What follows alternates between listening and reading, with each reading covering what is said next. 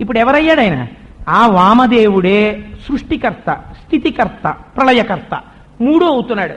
కాబట్టి ఆ వామదేవ అన్న నామమును మీరు స్మరించారనుకోండి, స్మరించినంత మాత్రం చేత జీవితంలో గొప్ప మంగళములు కలుగుతాయి.